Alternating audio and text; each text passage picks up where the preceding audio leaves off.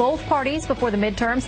Still too close to call. Certainly a good evening for the president's picks here in Michigan. John James, an Iraq war veteran. It was clear that he was running away with it. There are no unsinkable ships. There are no unwinnable wars, and there are no unbeatable senators. For the second year in a row, more than 600,000 foreigners overstayed their visas. To knowingly violate laws of this country after given such a great privilege, that's somebody needs to leave. Chicago deploying hundreds of police officers to combat rising gun violence. Chicago Mayor Rahm Emanuel blames gang violence and witnesses staying silent in those communities. The vice president expected to reveal more about President Trump's Space Force. The second in command will visit the Pentagon tomorrow. Through tax cuts, deregulation, powerful trade policies, and unleashing American energy, we're taking our economy to incredible new heights. Work hard, play harder, get loud, go farther than any country boys ever gone before. Cut loose, go crazy, I'll see you on Monday, maybe. Is that how it works? The harder you work, the harder you get to play? Welcome to the show, the big show. I think that's basic physics. It could be. Hey, everybody, welcome to Winning Wednesday. Ainsley is off. Abby is in. It's a good day to be in. Right. I like winning Wednesdays. Right, and of course you'll see Abby over the weekend on Saturday and Sunday. Yeah, so no play hard for me. Exactly, on Fridays, but you can play tonight. Meanwhile, we begin with a Fox News alert. If you nodded off last night, you missed some results. The House special election in Ohio, still, by the way, too close to call at this hour, but we do have a leader. That's right. Right now, President Trump's pick inching closer to victory. Results in 4 other states. Primaries also pouring in. Griff Jenkins is live in Washington to break it all down. Griff, even though it's too close to call, the president said, my guy won. He did in a tweet, but we'll see. You know, we always kind of know how to deliver that drama, and the president's pull is on the line. Look, Republican Troy Balderson and Democrat Danny O'Connor are separated by less than a point. Balderson leading by just over 1,700 votes. I'm going to promise to you that I'm going to work relentlessly for this 12th congressional district. America is on the right path, and we're going to keep it going that way. We made our case for change. We're going to make that case tomorrow. We're not stopping now. Now, Ohio's Secretary of State says there are some 8,000 potential votes yet to be tallied. Election boards will begin counting those on August 18th. To Kansas we go in the Republican primary for governor. Also too close to call, President Trump's pick of Secretary of State Chris Kobach with a razor-thin lead against incumbent Governor Jeff Collier. That would be a major primary upset. Over in Michigan, President Trump tweeted congratulations to the Attorney General Bill Schuette, who won the GOP primary for governor, predicting a big win in November. And in the Senate race there, Iraq war veteran John James, backed by the president, will face Democrat incumbent Debbie Stabenow. The president calling James a future star of the Republican Party. And finally, in the Show Me state of Missouri, Attorney General Josh Hawley will face incumbent Democrat Claire McCaskill in one of the most hotly contested races in November. And guys, back to that special election in Ohio, a little fact. Whoever wins today or in the coming weeks will face each other again in November, so it ain't over yet. Back to you. Griff, absolutely right. Thank you very much. The whole idea is the winner would then be able to campaign as the incumbent going up. What's interesting about Danny O'Connor, the Democrat there, is he essentially took the playbook of Connor Lamb, who won as a Democrat in Pennsylvania a couple of months ago, where he was appealing to moderate voters. He tried not to demonize Donald Trump. And so far, it looks like that was wise, although Troy Balderson is, by a squeaker, still ahead. So you look at the provisional ballots and you look at the absentee ballots, and for the most part, it looks like Troy Balderson, according to most experts, Balderson is going to be safe.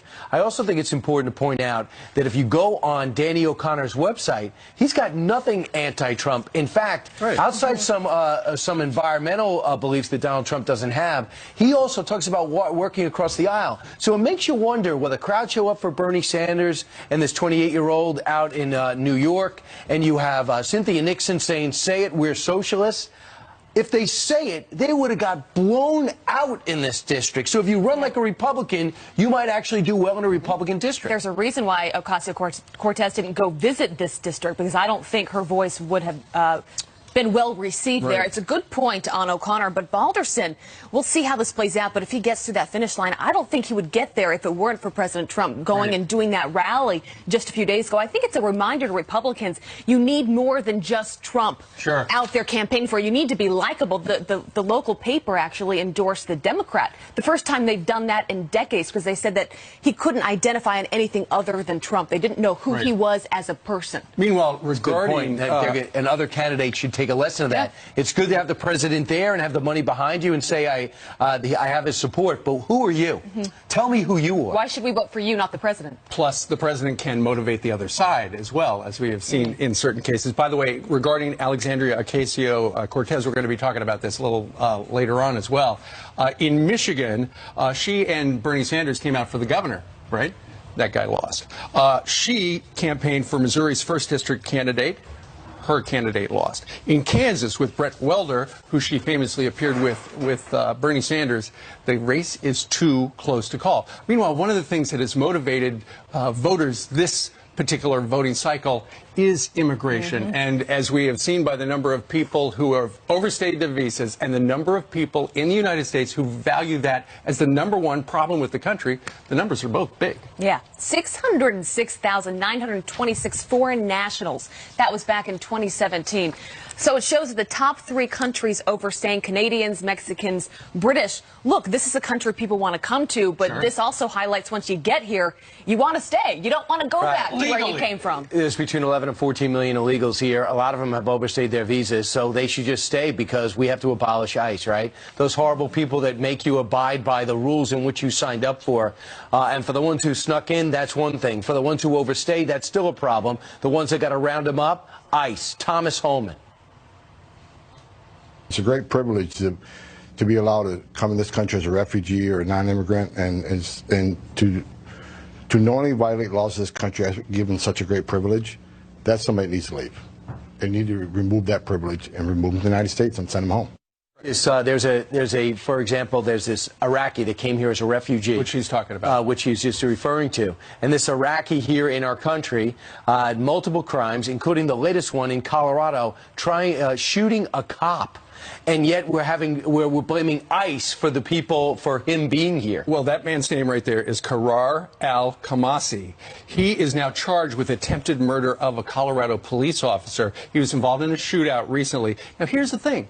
There's no reason he should be in the country because back in 2016, during the Obama administration, he was in ICE custody, actually, and a court said, you know what, we're looking at the things you have done in the past, and he had a long string of crimes. They said that's not enough to deport you. What had he done? Well, assault, DUI, trespassing, extortion, and illegally possessing a firearm. And yet, some judge said, you know what, that's not enough to send him back. Let's keep him. Fast forward to this year, he almost killed a cop in Colorado. No surprise that immigration, as you said, Steve, is on the top of minds of voters. And a country right now could not be more divided on where they stand on immigration and what country they want to live in. Do you want to build that wall? Do you want to abolish ICE? There really doesn't seem to be a middle ground here when it comes to this issue. Because Gallup has come out with a brand new poll. The top problem in the United States is immigration at 22%, which has now eclipsed dissatisfaction with the government.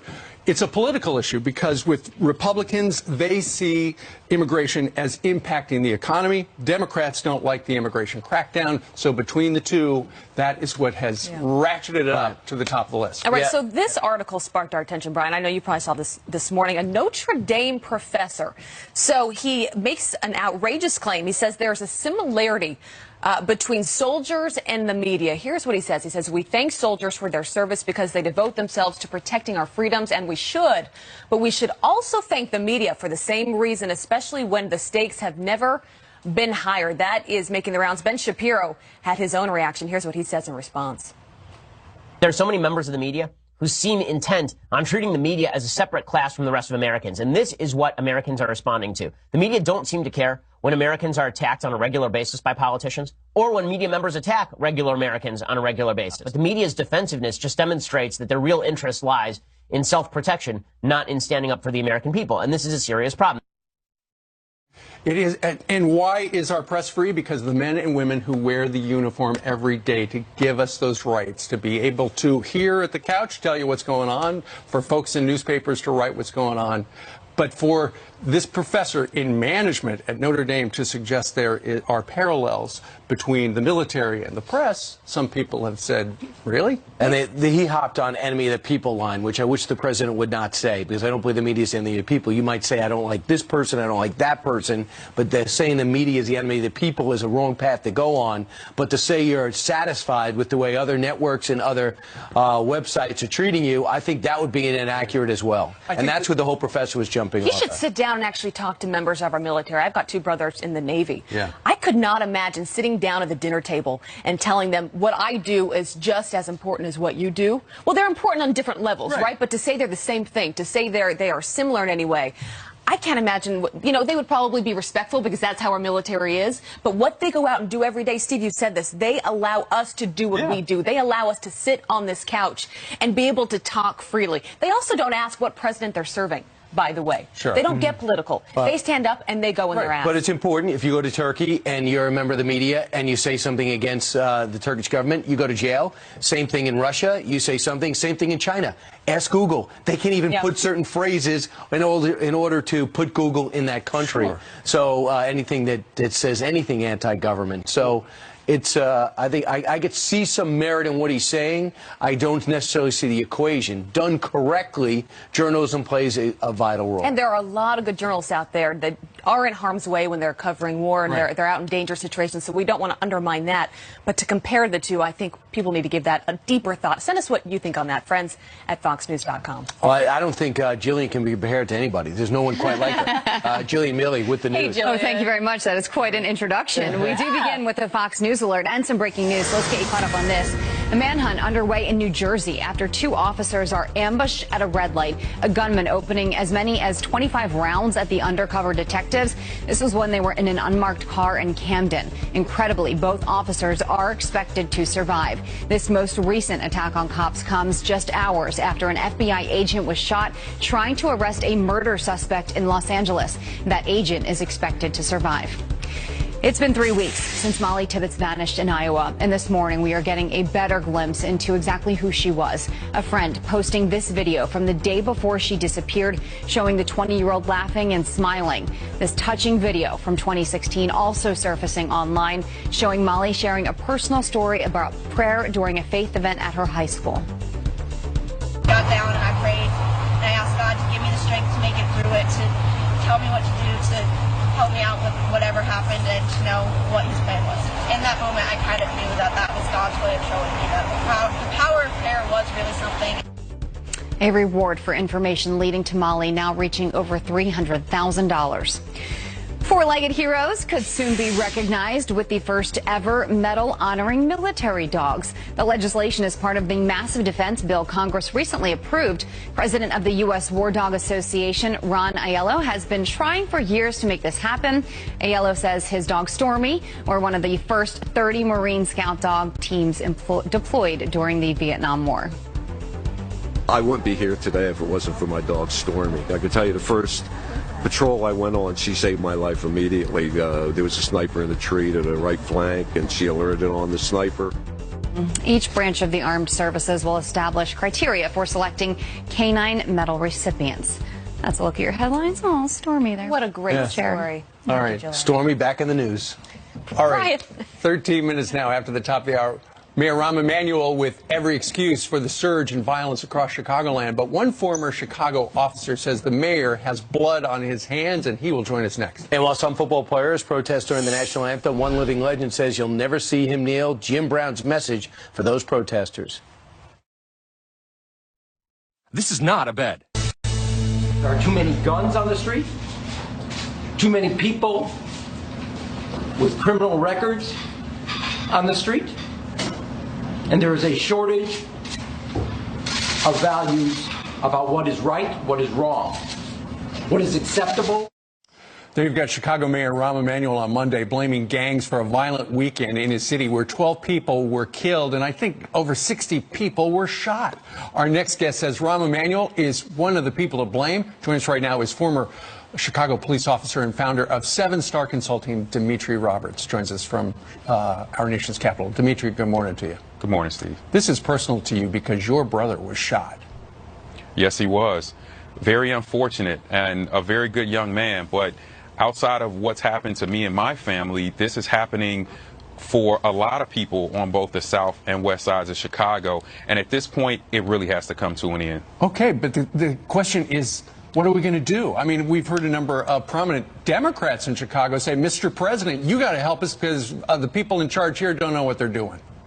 Well, I absolutely believe that the president has the resources, he has the platform, and right now he has the voice that can go in and bring some real change to these issues. And again, I state this has nothing to do with politics. This has to do with American lives and some of our most vulnerable citizens in our communities that need to be protected. I heard Rahm Emanuel say that apparently he and the chief out there are going to redeploy people who are in the various precincts, take them off of one job and put them out on the front lines. Is that enough? No, that's never been enough. There's been redeployments. I was part of redeployments. That's not enough resources. That's not enough people. And that's not going to curb the violence in Chicago. It never has, and it's not going to do it this time. That's an 11th hour response, and that response is just not good enough at this point. Right. If you were advising the President of the United States, because as you said, it's not a political issue. These are about Americans in Chicago who are afraid to leave their house for fear that they would wind up getting shot, as your brother did. And by the way, your brother, as you know, lost his arm in that. What should the President think about doing regarding Chicago?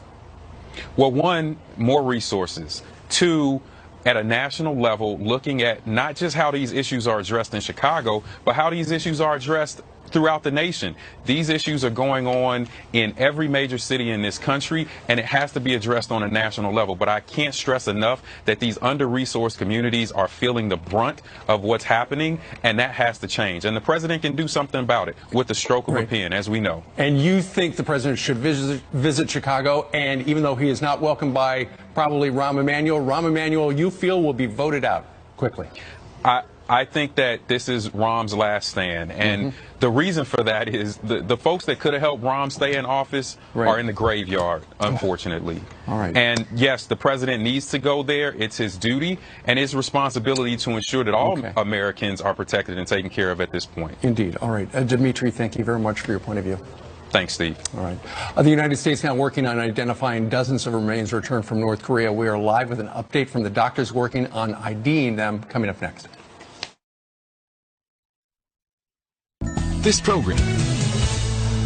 Some quick headlines now, so let's get started. There was no emergency. A human smuggler posing as a first responder gets busted by the Border Patrol. That happened in Texas. A K-9 tipped off agents about his SUV covered with EMS decals. Can you believe this?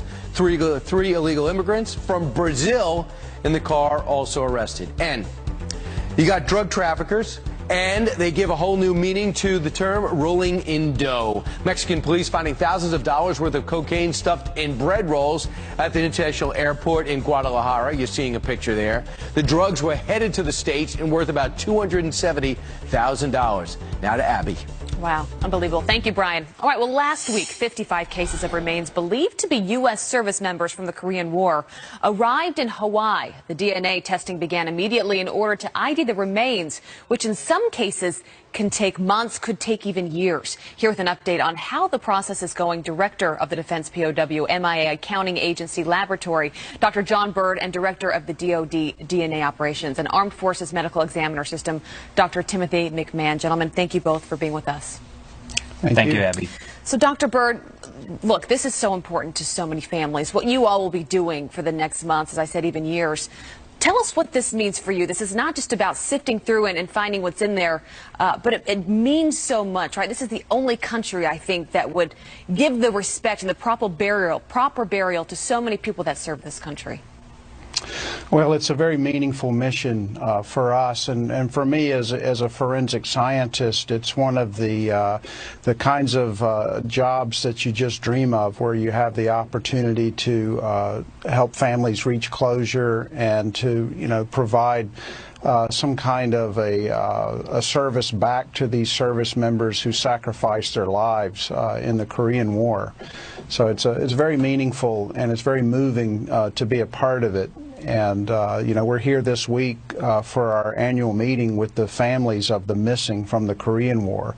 We have the largest ever turnout, and it just brings a lot of joy to all of us involved to be able to talk to these families about the progress that's being made. Yeah, and so much joy to all of these families, bringing some real closure. Dr. McMahon, why does it take so long?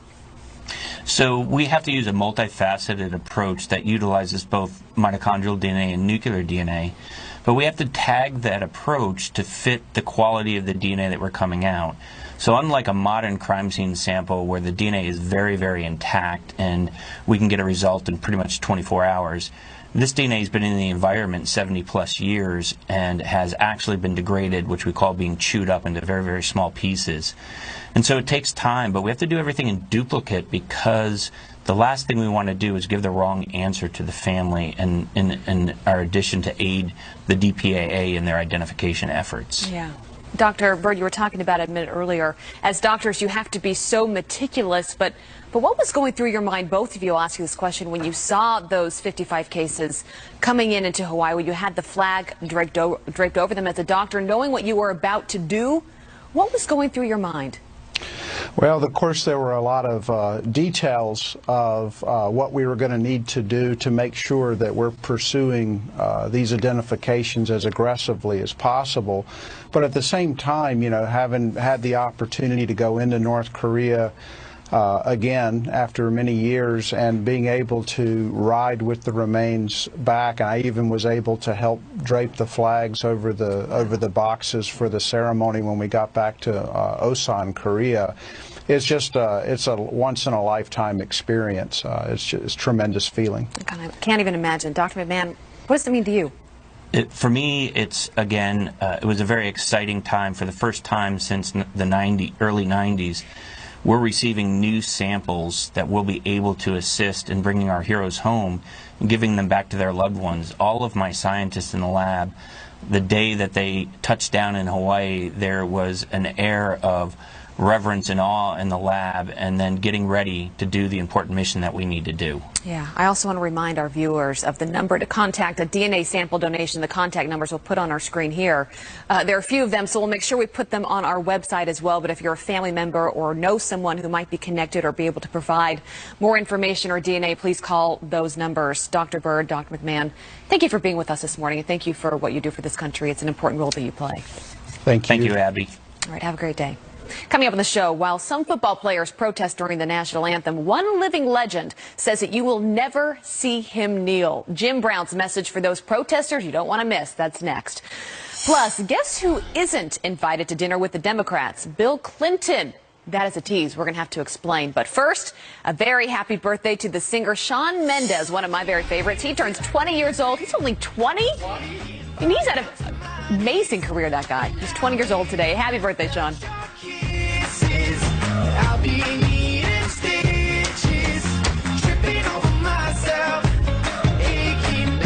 Today's birthday is brought to you by...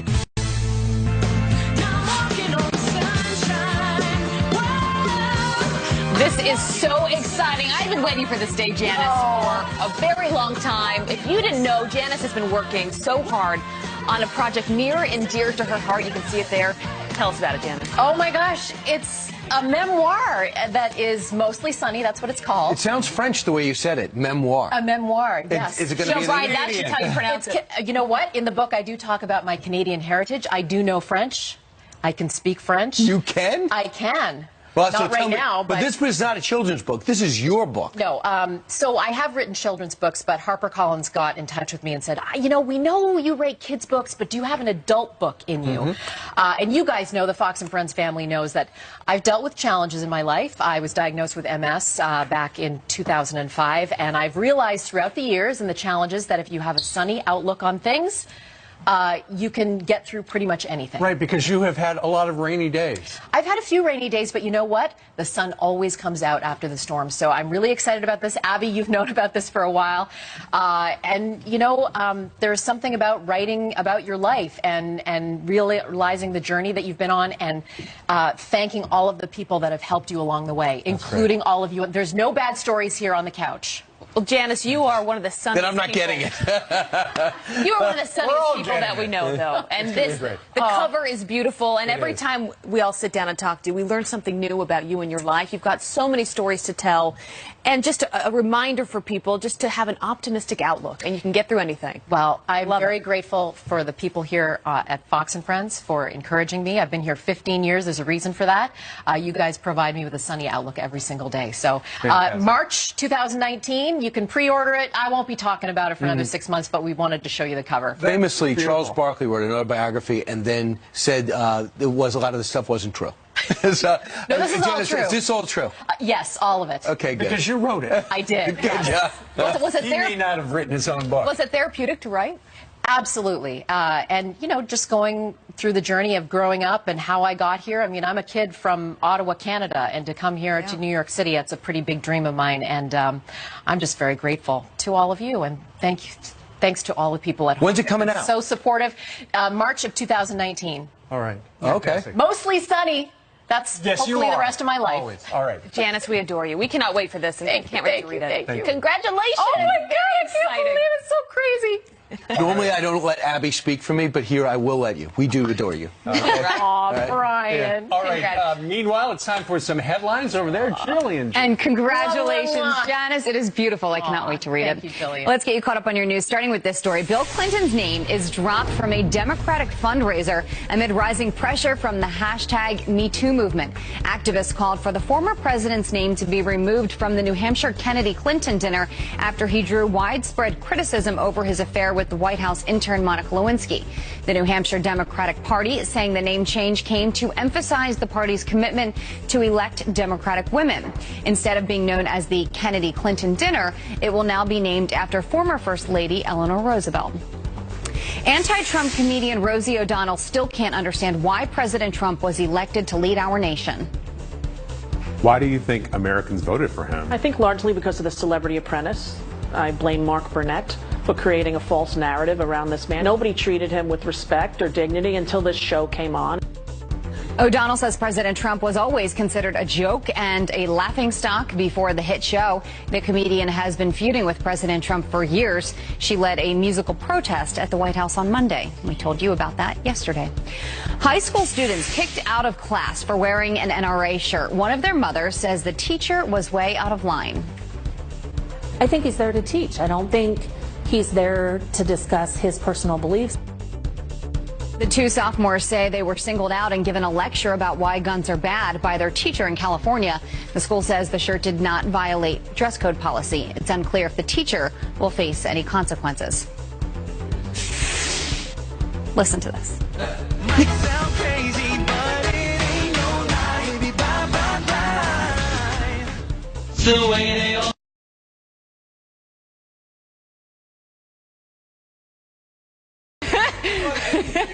We just can't get enough of either of those songs, right? All right, we now know who the mystery buyer is that beat out former NSYNC member Lance Bass in owning the Brady Bunch house. It is HGTV. The president of HGTV's parent company, Discovery, says they plan to restore the home to its 1970s glory. Lance Bass tweeting that he is not mad and that he knows HGTV will, quote, do the right thing with the house.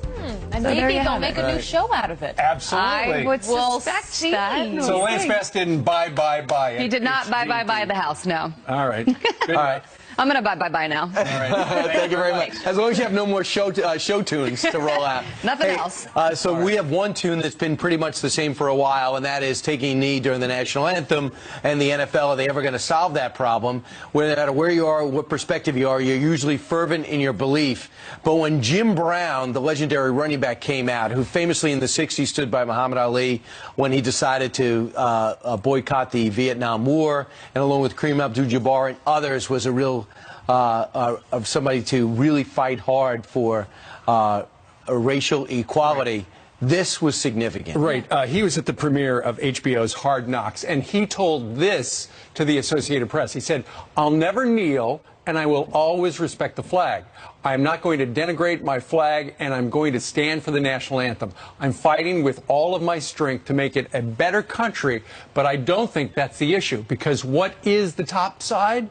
Are you going to stand up? This is our country, man. We work hard to make it better, and that's my attitude." That is the attitude of Jim Brown. He also says he respects players' rights to do what they feel is right. But when it comes to Jim Brown, the 82-year-old, you know, keep in mind, since he retired from football, he's been involved in social justice and change. He says he's always going to stand. It's really powerful when a voice like that steps up and speaks. Because, as you said, Brian, he's been through a lot in this country, and taking a stand right now and saying it the way that he did, I think he speaks for so many people in this country that feel the exact same way. And right, he knows the country's not perfect. He also lived in a time in which, when he was at Syracuse and traveled down south, they would say, "Okay, black players, you stay in a separate hotel than the white teammates." And his white teammates said, "No, we'll stay with you and the rest of our team." He kept it together. Very divisive time. He also is a guy that knows that the community of Manhasset teamed together money so he could go to Syracuse, and they told him he got a full scholarship because they knew once Syracuse got a look at him that they would give him a full ride. When they did get a look at him, he ends up being one of the greatest players ever with lacrosse and football. And it was, you know, so he saw the injustice. He also saw the goodness in our country. And he still wants to make it better. He And he does it says every this day. may not be the most productive way to do it. It sounds like you have another book to write. No, it's his book. I'll add one more thing to this, is that instead of, in his twilight years, sitting back, he goes into prisons and started a program, the American program, which teaches life skills for people that didn't have them, to read, to write, to get a job, to get a resume. And when they get out, they have a shot. And that program has impressed the president. He's taking elements of that and putting it into these communities. Very good. Because he actually went and sat down with the president. He did. Something that the president is encouraging more people to do. Let's just have that conversation and see if we can move forward together and make real change. So Jim Brown stands for the anthem, and that's it. All right. Meanwhile, you met these identical twins on Fox and Friends. They are political opposites. One's a Republican, one's a Democrat. They just both ran for office, and the results are in. They will join us live coming up. Plus, you have a group of pastors facing backlash because they met with President Trump. That's the story. Zachary Woods here says the left should want those kinds of meetings to happen. As a Democrat, he says that.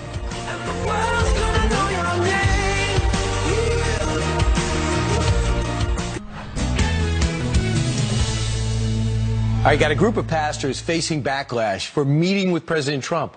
Just meeting with him and thanking him for his work on prison reform. So why not focus on positive accomplishment from the meeting? Why is everything break down on politics? Joining us right now is Zachary R. Wood. He is the assistant editor at The Atlantic and the author of Uncensored. Meanwhile, Zach, great to see you.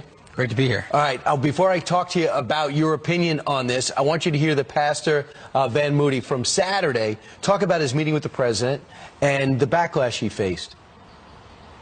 One of the things that we see through that is that once we get beyond our disagreements, we've got to learn how to come together, find commonality for the common good. And that was the reason I went. That's the reason he went. But the backlash he's got has been relentless. He doesn't regret it, but he's really upset about it. Should he be? He should be. I think, I respect the effort. And I think that if you look at the history of this country, you'll notice that the progress that we've made with respect to important issues, it has always been difficult to achieve. Whether you're looking at Frederick Douglass and Abraham Lincoln, whether you're looking at A. Philip Randolph and FDR, whether you're looking at Martin Luther King Jr. and LBJ, right? Those were difficult conversations that were being had around very pressing issues at the time.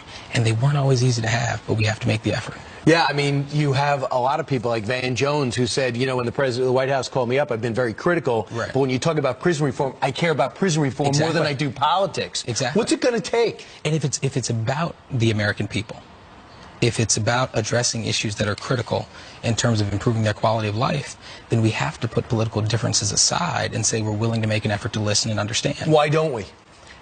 Because we get caught up with the views and the values that we hold dear. And that makes it very difficult for us to reach across the aisle and say, I'm interested in gaining a deeper understanding. I hear this. We don't want to legitimize the president. Exactly. Right. He won. And you know what? In this case, I have to say that I respect the effort that he made to bring these leaders together. And you know where I stand. Yeah. Right? I don't agree with the majority of policies that the administration has. You label yourself a liberal Democrat. Exactly. Exactly. Right. All right. Meanwhile, yesterday we sat down with Candace Woods and Charlie Kirk and talked to them about their ambush after having breakfast by Antifa. And now it seems as this, sadly, is becoming video we're seeing every week, whether it's Sarah Huckabee Sanders, whether it's Kirstjen Nielsen trying to have dinner with her husband. What's going on here, Zach? We see this time and time again, right? This is an example of where we need to be having thoughtful, careful, considerate conversations about difficult issues, and we're not able to do that, right? This is an example of the worst that we see when it comes to addressing political issues right now.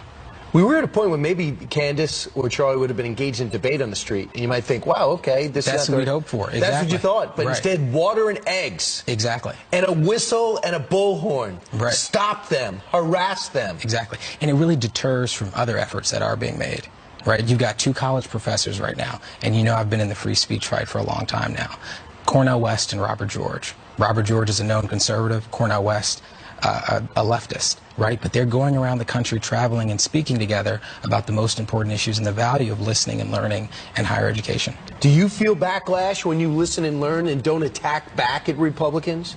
I definitely feel backlash, especially from my side of the aisle. And your book that came out talked about that, right? Exactly. The Taking a Knee. Jim Brown comes out, the 80-something-year-old activist from the 60s. Absolutely. That says, I stand for my country. Kaepernick says, I take a knee for my country. Right. What does Zach say? Where do you come down? Well, I'm going to stand, and I will always stand. But I would say that I understand and I respect the right of someone to make a different decision, and I believe that is protected by the First Amendment. All right. Zach R. Wood, thanks so much. Thanks for having me. All right, coming up straight ahead, New York Governor Andrew Cuomo targeting ICE.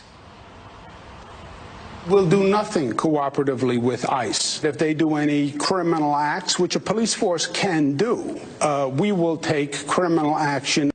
9 out of every 10 have criminal records. That's our proud governor of New York. He talks resistance to a whole new level when you're talking about resisting law enforcement. And you met these identical twins on Fox and Friends, who are political opposites.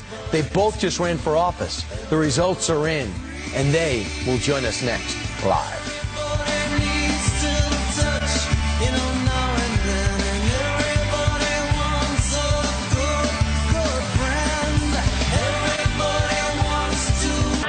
When I first got to LA, I wanted to get... I got a group of pastors facing backlash for meeting with President Trump. Just meeting with him and thanking him for his work on prison reform. So why not focus on positive accomplishment from the meeting? Why is everything break down on politics? Joining us right now is Zachary R. Wood. He is the assistant editor at The Atlantic and the author of Uncensored. Meanwhile, Zach, great to see you. Great to be here. All right. Before I talk to you about your opinion on this, I want you to hear the pastor, Van Moody, from Saturday, talk about his meeting with the president and the backlash he faced. One of the things that we see through that is that once we get beyond our disagreements, we've got to learn how to come together, find commonality for the common good. And that was the reason I went. That's the reason he went. But the backlash he's got has been relentless. He doesn't regret it, but he's really upset about it. Should he be? He should be. I think, I respect the effort. And I think that if you look at the history of this country, you'll notice that the progress that we've made with respect to important issues, it has always been difficult to achieve. Whether you're looking at Frederick Douglass and Abraham Lincoln, whether you're looking at A. Philip Randolph and FDR, whether you're looking at Martin Luther King Jr. and LBJ, right? Those were difficult conversations that were being had around very pressing issues at the time. And they weren't always easy to have, but we have to make the effort. Yeah, I mean, you have a lot of people like Van Jones who said, when the president of the White House called me up, I've been very critical. Right. But when you talk about prison reform, I care about prison reform more than I do politics. Exactly. What's it going to take? And if it's about the American people, if it's about addressing issues that are critical in terms of improving their quality of life, then we have to put political differences aside and say we're willing to make an effort to listen and understand. Why don't we? Because we get caught up with the views and the values that we hold dear. And that makes it very difficult for us to reach across the aisle and say, I'm interested in gaining a deeper understanding. I hear this. We don't want to legitimize the president. Exactly. Right. He won. And you know what? In this case, I have to say that I respect the effort that he made to bring these leaders together. And you know where I stand, right? I don't agree with the majority of policies that the administration has. You label yourself a liberal Democrat. Exactly. All right. Meanwhile, yesterday we sat down with Candace Woods and Charlie Kirk and talked to them about their ambush after having breakfast by Antifa. And now it seems as this, sadly, is becoming video we're seeing every week, whether it's Sarah Huckabee Sanders, whether it's Kirstjen Nielsen trying to have dinner with her husband. What's going on here, Zach? We see this time and time again, right? This is an example of where we need to be having thoughtful, careful, considerate conversations about difficult issues, and we're not able to do that, right? This is an example of the worst that we see when it comes to addressing political issues right now. We were at a point where maybe Candace or Charlie would have been engaged in debate on the street, and you might think, wow, okay, that's what we'd hope for. Exactly. That's what you thought, but instead, water and eggs. Exactly. And a whistle and a bullhorn. Right. Stop them, harass them. Exactly. And it really deters from other efforts that are being made. Right? You've got 2 college professors right now, and you know I've been in the free speech fight for a long time now. Cornel West and Robert George. Robert George is a known conservative, Cornel West a leftist, right? But they're going around the country traveling and speaking together about the most important issues and the value of listening and learning and higher education. Do you feel backlash when you listen and learn and don't attack back at Republicans? I definitely feel backlash, especially from my side of the aisle. And your book that came out talked about that, right? Exactly. The Taking a Knee. Jim Brown comes out, the 80-something-year-old activist from the 60s that says, I stand for my country. Kaepernick says, I take a knee for my country. Right. What does Zach say? Where do you come down? Well, I'm going to stand, and I will always stand. But I would say that I understand and I respect the right of someone to make a different decision, and I believe that is protected by the First Amendment. All right. Zach R. Wood, thanks so much. Thanks for having me. All right. Coming up straight ahead, New York Governor Andrew Cuomo targeting ICE. We'll do nothing cooperatively with ICE. If they do any criminal acts, which a police force can do, we will take criminal action. 9 out of every 10 have criminal records. That's our proud governor of New York. He talks resistance to a whole new level when you're talking about resisting law enforcement. And you met these identical twins on Fox and Friends who are political opposites. They both just ran for office. The results are in, and they will join us next live.